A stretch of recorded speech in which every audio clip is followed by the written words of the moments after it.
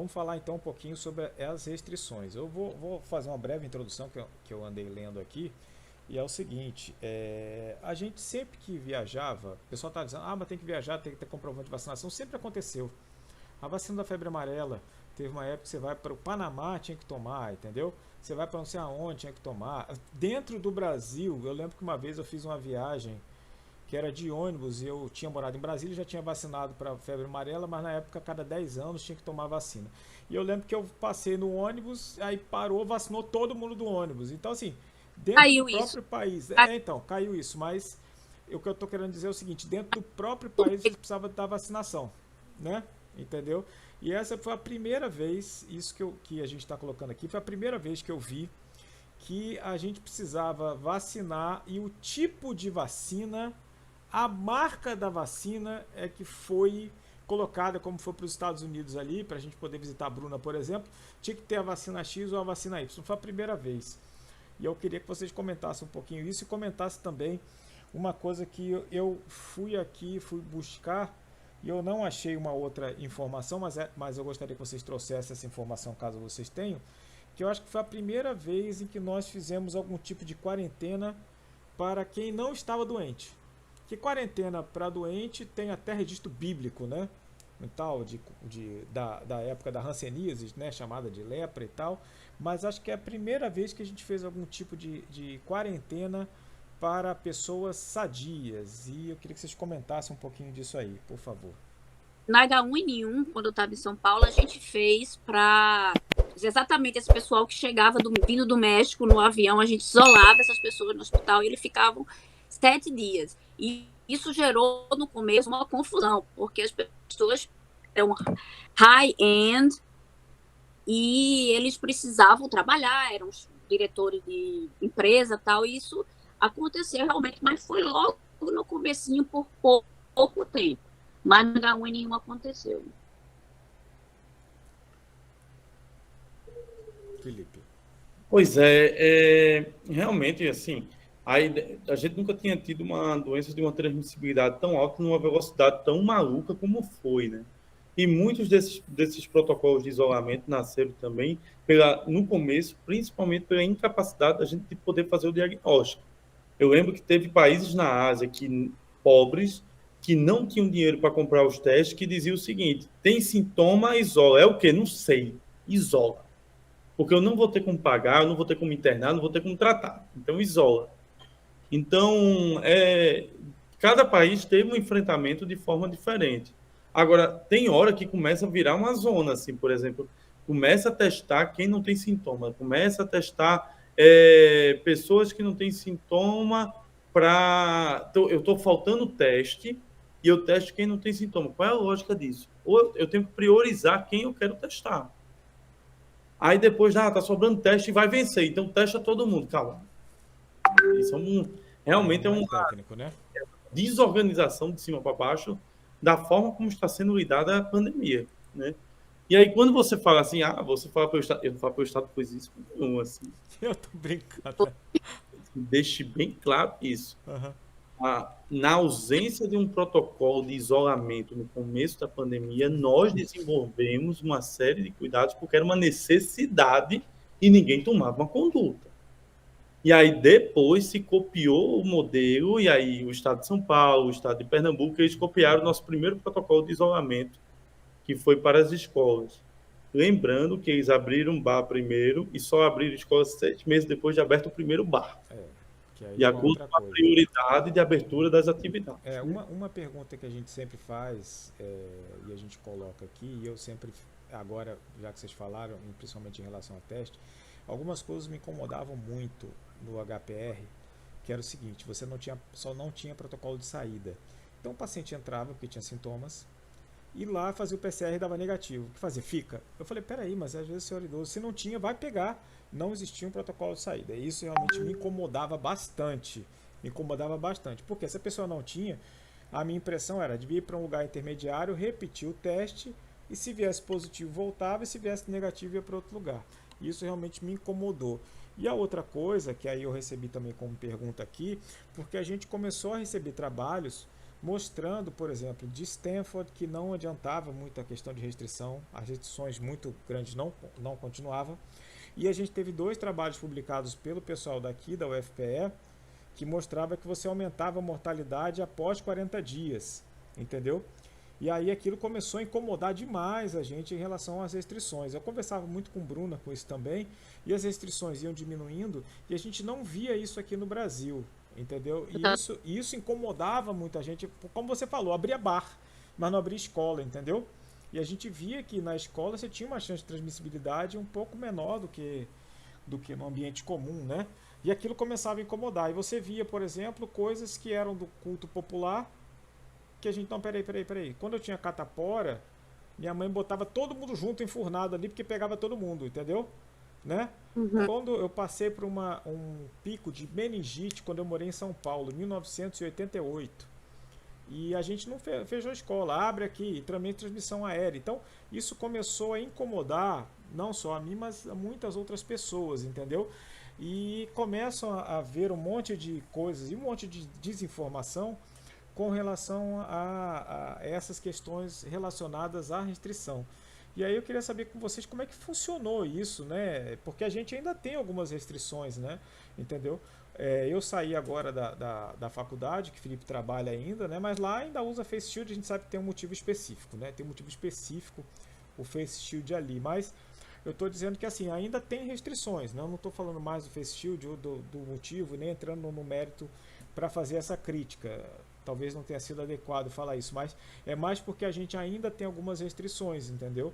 E como é que funciona isso? Como é que isso tem sido visto ainda? Hein?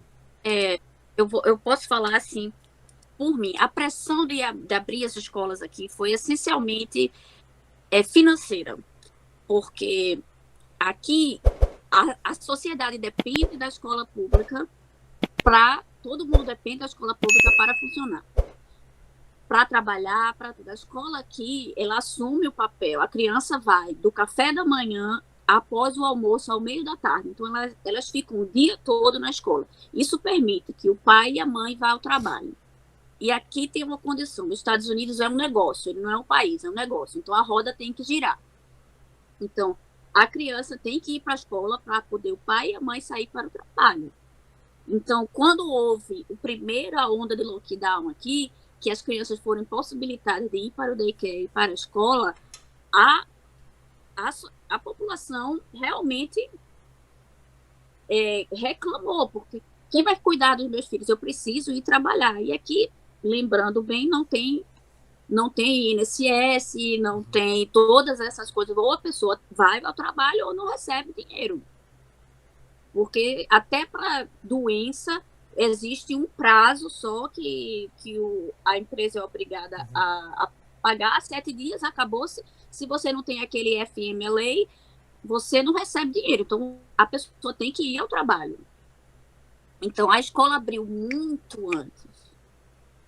E a criança, você via que a criança ia para a escola de máscara, quando chegava lá, tirava a máscara.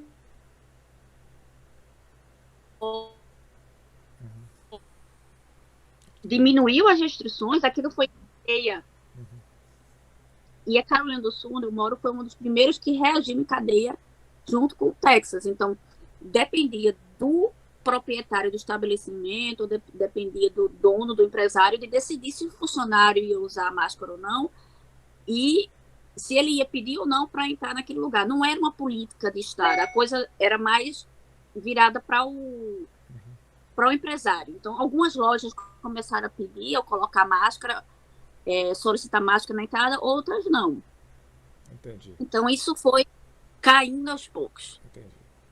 Tá. Felipe, fale como é que foi aqui o processo aqui, né? Aqui, primeiro foi essa questão das prioridades, né? Do que abre e do que fecha. E aí, Bruna falou uma coisa fantástica, né? Porque lá a educação é levada tão a sério que você não tem turma de manhã e turma de tarde, né? Todo mundo é um ensino integral para todo mundo. Que é uma coisa que aqui no Brasil é muito comercializado, né? Tanto no público é de manhã e de tarde, porque não tem escola para todo mundo, e no privado é porque você ganha dinheiro de manhã e ganha dinheiro de tarde, né? Mas o grande problema em si foi que isso não foi tomado como uma prioridade. Para você ter uma ideia, o início do protocolo de abertura das atividades foi em maio e a primeira turma de escola abrir foi em novembro. E ainda por cima foi de forma decrescente, né, dos adolescentes até as crianças menores, mesmo naquele contexto que é uma coisa meio maluca. Não precisa vacinar a criança, mas também ela não pode ir para a escola. Ficou aí. Por isso que eu tô dizendo, ficou muito confuso, né? Quando você olha assim, você fica assim, cara, de onde tirou isso, né? Que lógica é essa, né? O discurso é uma coisa muito complicada É, nessas horas, assim. Mas é a questão da prioridade mesmo, a forma como toma as prioridades das atividades. A questão certa para se dizer, o que faltou foi, e isso é óbvio, faltou foi uma política de reabertura de atividades que fosse vertical, de cima para baixo. O problema que se gerou foi uma guerra. Abre tudo e fecha tudo. E aí o que aconteceu? Um diz abre tudo, o outro fecha tudo e fica naquela história. Ninguém consegue chegar no meio termo que seja compatível. E o que é pior, ao não fazer um meio termo, o privado que teve que correr atrás de montar uma estrutura para o público dizer se podia ou não. Essa é a verdade que aconteceu aqui no Brasil. Enquanto o mundo era a questão governamental que estabelecia a política de cima a baixo, aqui não. Aqui ficou uma guerra de abre e fecha e o privado que teve que correr atrás de transformar e criar uns protocolos com todo o viés que tem do privado em fazer isso. O privado tem o seu viés porque ele que é a sobrevive questão do lucro, né? do lucro. Eu estou falando isso, não estou falando de escola, estou falando disso, eu estou falando de tudo. Tudo, não, eu entendi, de tudo. Agora, deixa eu te fazer uma pergunta. Agora a pergunta realmente agora, que a gente está chegando no finalzinho, porque senão vai passar muito da nossa hora, porque o papo tá bom, a gente podia fazer, na verdade, um episódio para cada uma dessas etapas, a gente ia ficar aqui 1 hora, né? Mas não vai dar, né? É verdade, se a gente falar só de vacina, dá para fazer 1 hora só de vacina, Ah, dá. né? Só 1 hora de vacina. Mas assim, o que, que a gente precisa então para voltar à normalidade? Normalidade entre aspas, né? Mas para abrir tudo, o que, que a gente precisa atingir? Porque é o seguinte, disseram que a gente ia voltar ao normal com 70% da população adulta vacinada. Não foi possível. A gente entende que isso é dinâmico. Não estou dizendo isso aqui que vai acontecer, não é isso. Tanto que eu não estou pedindo uma previsão de tempo. Eu estou pedindo uma previsão de objetivos. O que falta para a gente? Por exemplo, o que a gente precisa atingir para que volte ao normal? E qual é a etapa? Por exemplo, a gente vai tirar a primeira máscara, vai tirar o distanciamento social. Quais são as etapas que vocês estão vendo que isso vai acabando? Essa pergunta foi levantada na última reunião que eu assisti aqui. Justamente teve um profissional da plateia na audiência que perguntou justamente isso.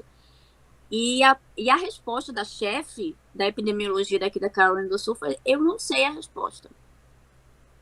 Eu não sei como isso vai normalizar e eu não sei se a gente quer que isso normalize.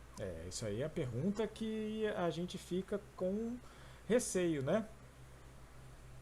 Não quer que normalize é uma coisa que a gente tem receio. E aí você entra naquele processo que você falou aqui que o Texas capitaneou. No Texas tem uma lei que é proibido exigir máscara. Quer dizer, aí a gente entra num outro processo que a gente entra naquela confusão política de novo, né? Exatamente. Então, eu não sei se eu quero normalizar a infecção do Covid para sempre, porque nossa vida agora, depois que o Covid surgiu, é Covid. Entendeu? Então, as pessoas estão esquecendo tudo e como é que a gente vai lidar com isso daqui para frente? Não há dúvida. Eu tenho uma opinião de como a gente vai acabar com isso tudo. Vacinando as crianças. Porque você imunizando de forma mais precoce, tem como você controlar e transformar isso numa endemia sem ter tanta repercussão depois, como aconteceu, por exemplo, nas vacinações com a hemófilos, com a vacinação com a pneumococo, com a vacinação com a própria influenza, que não tem a mesma efetividade que a vacina da Covid, por exemplo. A vacina da Covid é mais efetiva do que a vacina da influenza. Sim, isso aí ninguém tem dúvida, né? Quem Até tem porque dúvida, deixe de ter, porque não tem. Pela característica do vírus. É pela característica do vírus. O vírus da influenza é um vírus de altíssima mutação. O bicho ele tem casinhas que ganham números de tão mutável que ele é, né? Que é o H1N1, H7N9, H3, blá, blá, blá. E os vírus de coroa, não. Eles são vasculíticos, né? Sarampo, rubéola. Quem vivenciou o sarampo na década de 70 e na década de 50, 70, com ele causando pancreatite subesclerosante e pneumonias virais gravíssimas, com lesão pulmonar grave pro resto da vida, com fibrose pulmonar, viu que para quem não lembra, a vacinação do sarampo foi o seguinte: vacina na África e se o povo sobreviver, a gente passa pro resto do mundo. Quando começou a diminuir a mortalidade de sarampo na África, foi tão agressivo e tão rápido que todo mundo correu atrás para abraçar a vacina. A vacina do sarampo salvou 25 milhões de vidas de crianças na década de 50 a 70. Devido ao impacto que ela tem em vírus de coroa, igual ao coronavírus, com a vacinação, eu não me lembro, porque antigamente a primeira dose de sarampo era aos 6 meses de idade. Aí depois modificou. Hoje é aos 12, mas já foi 9.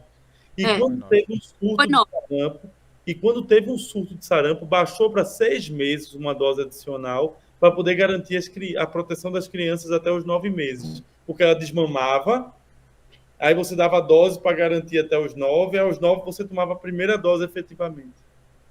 Então, assim, vírus morto. Então, o impacto que isso trouxe, é muito fácil a gente chegar aqui 70 anos depois e dizer, olha, gente, maravilhoso, vacina de sarampo, salvou sim, tantos milhões de vidas. Mas foi isso que aconteceu. E foi isso que transformou e modificou e diminuiu, porque nós não vivenciamos como nossos pais vivenciaram o que foi o sarampo, né, na humanidade. E aí a gente vivenciou o coronavírus. Daqui a 50 anos, a turma vai dizer, tu acredita que o povo não vacinava as crianças com 6 meses, com 9 meses de idade? Sim, a gente vai falar, você acredita que... A gente aprende, não tem como. Por isso que é tão bom ler livros de quem errou muito. Você não repetiu os erros. Pô. Você lê o livro A Grande Gripe, do John Barry, que ele faz uma descrição analítica dos Estados Unidos do período da gripe, com a descrição histórica da gripe espanhola. Cara, você lê, parece que a gente está vivendo isso no Brasil hoje, 100 anos depois. Oh, meu Deus do céu, o Brasil está fazendo isso. Se a gente deixar, a história se repete, né? Igualzinho. Igualzinho, mas é assim mesmo.